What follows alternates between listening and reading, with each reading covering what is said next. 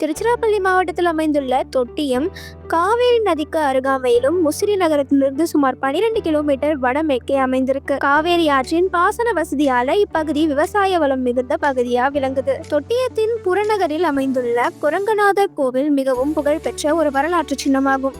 இந்த கோவில் கிபி 10ஆம் நூற்றாண்டுல சோழர்களால் கட்டப்பட்டதாக கருதப்படுது.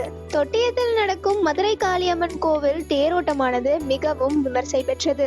கோட்டயத்தை சுற்றியுள்ள திருச்சிராப்பள்ளி பகுதி பண்டைய காலத்தில் பல்லவர்கள் மற்றும் பாண்டியர்களுடைய ஆட்சிக்கு கீழே இருந்தது.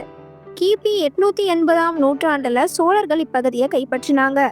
சோழர் காலத்துல இந்த பகுதி நிர்வாக, சமய மற்றும் பொருளாதாரத்துல முக்கியத்துவம் பெற்றது. பின்வந்த காலத்துல டெல்லி சுல்தான் மற்றும் மதுரை சுல்தான் அவர்களால கைப்பற்றப்பட்டுச்சு இந்த நகரம். அதன் பின்னர் விஜயநகர பேரரசர் ஆட்சிக்குள் வந்து அதற்கு பிறகு மதுரை நாயக்கர்கள் ஆட்சியில இணைக்கப்பட்டுச்சு.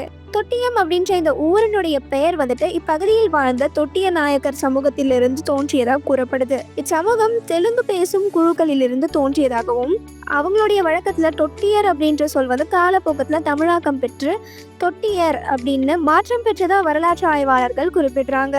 மதுரை நாயக்கர் வம்சத்தின் நிர்வாகரான விஸ்வநாத நாயக்கர் ஆட்சி காலத்துல தொட்டிய நாயக்கர் சமூகத்தை சார்ந்த பலரும் தமிழ்நாட்டுல பல பகுதியில, குறிப்பா திருச்சி சுற்று வட்டாரங்கள்ல பாளையங்கள் வழங்கப்பட்டு அங்க இவங்க வாழ்ந்தாங்க அப்படின்னு குறிப்பிடத்தக்கது.